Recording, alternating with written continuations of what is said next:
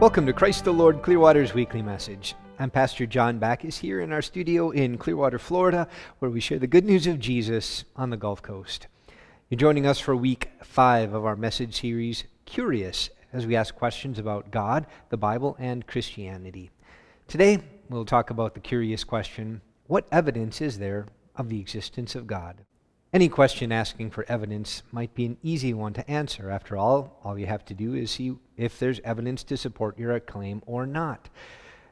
By now, you'd think we'd have figured out this question, does God exist? And yet there's not a uniform agreement on what evidence supports.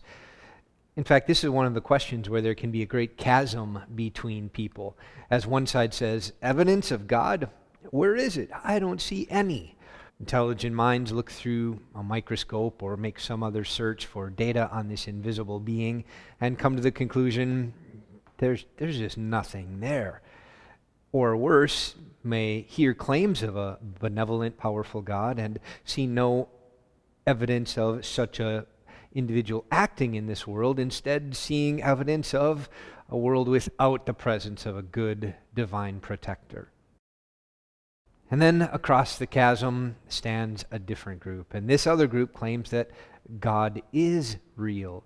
In fact, when asked, where's the evidence for God? They might respond, well, where isn't it? The people over here on this side of the chasm would say that God is so fundamental to life that you can't even escape from Him and His presence and the evidence, because evidence of God is everywhere I look. Might remind us of that founding document of the nation I'm in, which says, we believe these truths about the rights of our citizens to be self-evident. In the same way, in the Christian worldview, the Bible itself takes that approach to the existence of God. It just doesn't spend much time in its collection of writings making a big defense of whether or not God exists. It simply holds the truth to be self-evident. But that certainly is not a universal belief or conviction. And so these two different sides look at each other from across a chasm that you might think could never be bridged. One says, where's the evidence for God? And the other says, well, where isn't evidence for God? It's everywhere. You can't get away from it. What brings these two groups together is a common question that's reaching for truth, the way things really are. And if you're asking that question, looking for information or affirmation about what you should make of this world that we live in and your place in it, and whether or not there's someone above you, a deity, well, good for you, because a search for the truth is a search for the way things really are.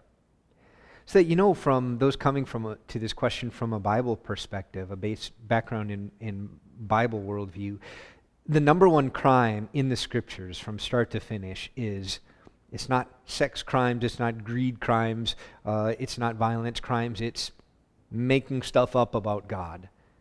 That crime called idolatry is the number one problem that God is addressing throughout the history of the Bible writings.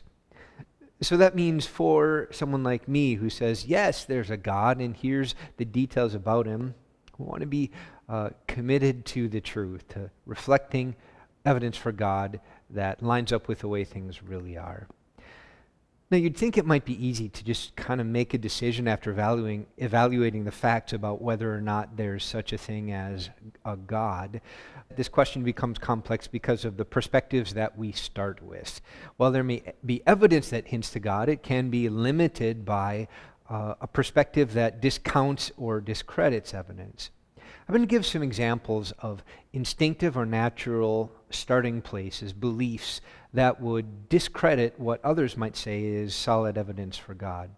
One of the limiters that stops people from being convinced that there's a God is humanism. Another limiter is Uniformitarianism. And the third one is a reality about humankind called the human condition. We'll talk through these limiting factors that make some discredit or discard the evidence of God. Humanism is the conviction that there's no higher reality than human reality, that mankind is the measure of all things, that there's no greater standard for intellect, there's no greater standard for moral decisions than humankind.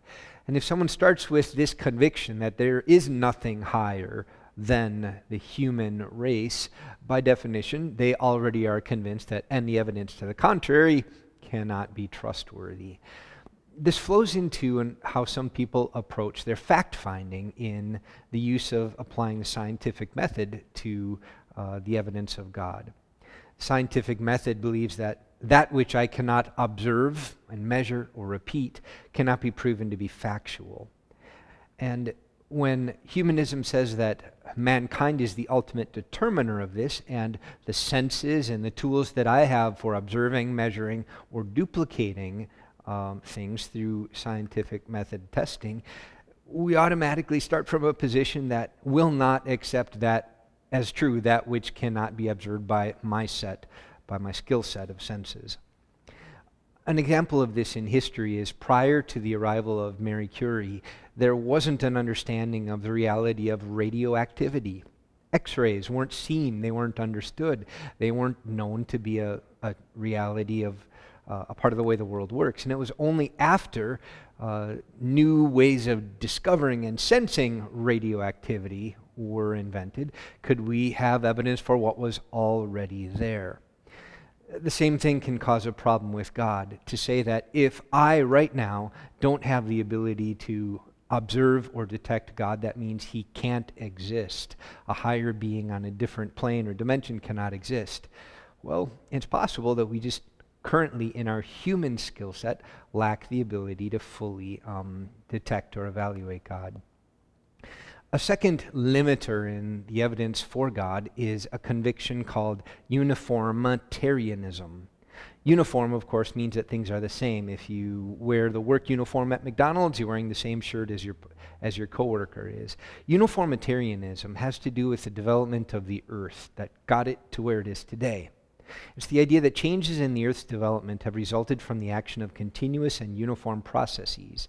In other words, the story of our planet and the life that is on it comes from and is a result of processes that are known and stayed in the same form.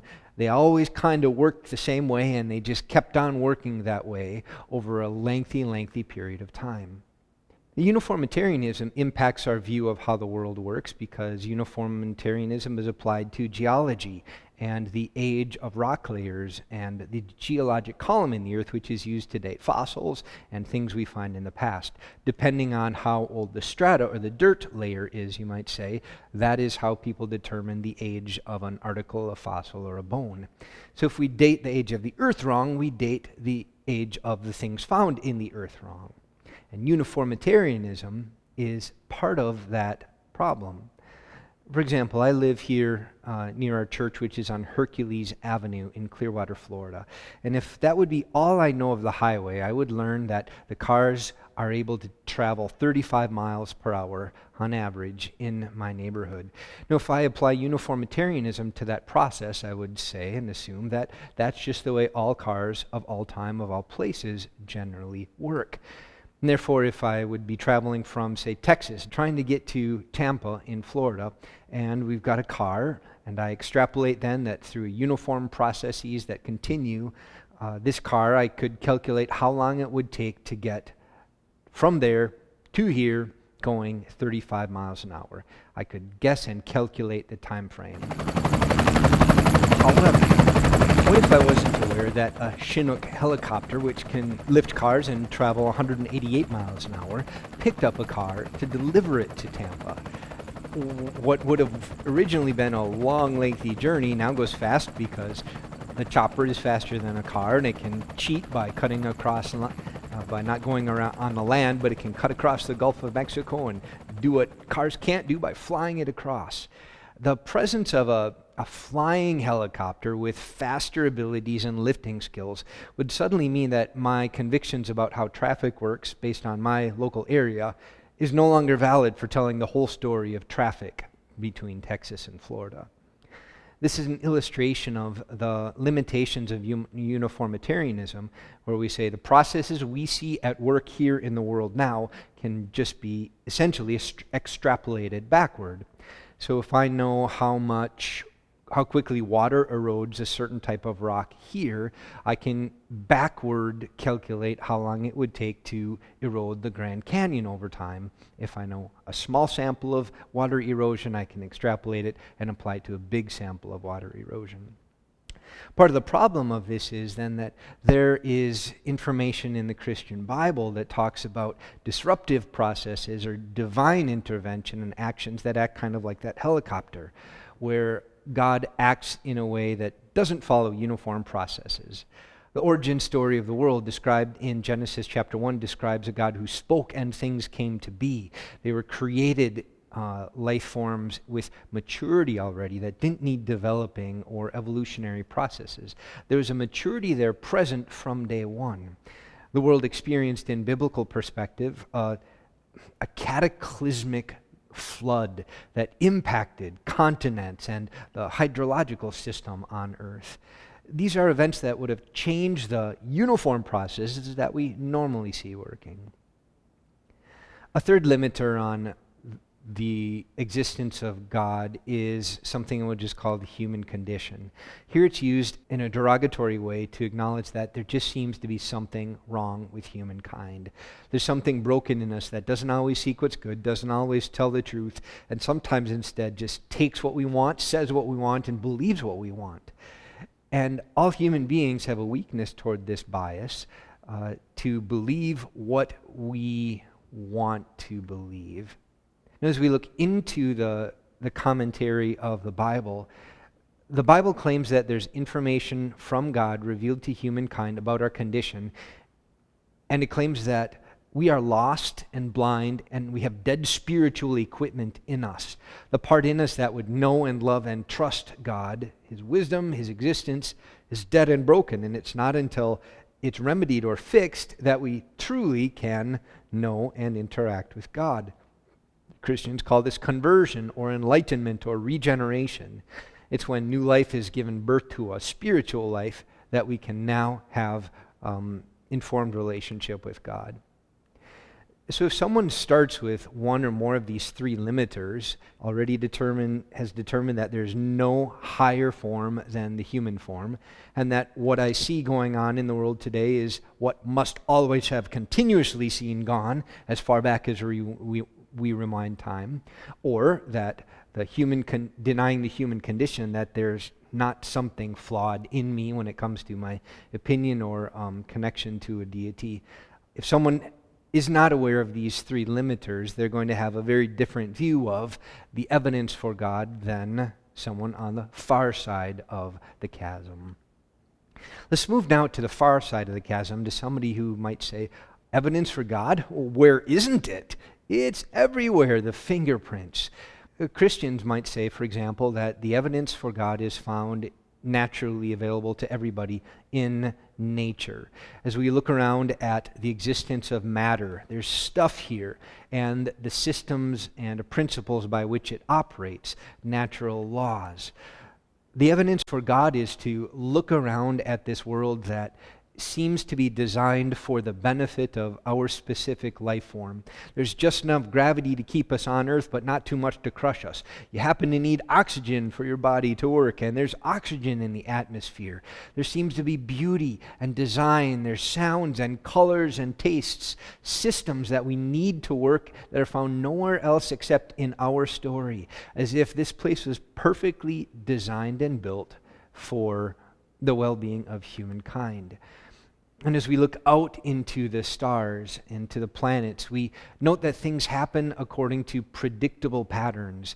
The planets, for example, in orbit, we know where they're going to be because they follow predictable patterns. In fact, that's the way mathematicians and physicists and engineers tend to view the world. Not as if it's just a random, unpredictable place where just about anything can happen or change, but a place where there are systems of behavior that are so specific and so consistent that we call them fundamental laws of nature. As if somebody implanted information that said, this is the way things ought to behave. I have a family member interested in becoming an engineer with the dream someday of working for a company that sends rockets into outer space. And these gifted, talented engineers who work on rocket technology would not be able to do what they do if they couldn't count on the predictable nature of natural laws in our systems of physics and engineering and the sciences. Many believe that those natural laws are fingerprints of a greater designer who put them and the information they rely on into place. One of the questions that has led people to a belief in God is simply to look at these systems of matter and the natural laws and to say, why is there something here instead of just nothing? The existence of our universe itself begs for a reason or a cause to exist. A second reason or evidence for the existence of God is the conscience, the fact that human beings live with a sense of should. We feel that there is some greater standard of behavior called morality that we are expected to comply to, and if we step out of line with that system of you should do this, you should do that, you should live this way, you should not live that way, something in us feels like bad will result. There's this old show from many years ago called Who's the Boss? And it's that feeling that there's a boss that I'm accountable to, that when I do bad, it matters and something needs to be done about those who do bad. Accountability to a higher standard exists. Well, that's the voice of the conscience, and it testifies to the fact that there is a higher standard and a higher being to which I might be accountable. Around the world, over 80% of people currently believe that there's some sort of higher boss. The majority of people on earth have this sense, have a conviction based on the sense of their conscience that there's someone they need to honor. A third evidence for the existence of God is Scripture, the writings of the Bible. The writings of the Christian Bible claim that it's information given from deity, conveyed to us, but it's not simply philosophy or theology. It contains history. One example was the history of a man named Tom who was not convinced that Jesus was who he said he was. And he said, I know that Jesus was crucified, he died, he was nailed to a cross, and he was pierced in his side. And people claim he came back to life because he's God incarnate. But I'm not going to be convinced of that or believe it until I see it. He was given the chance in the historical records of the Gospel of John to examine Jesus and was convinced that the spear marks and the nail marks in Jesus' body showed that he was God incarnate, died and come back to life.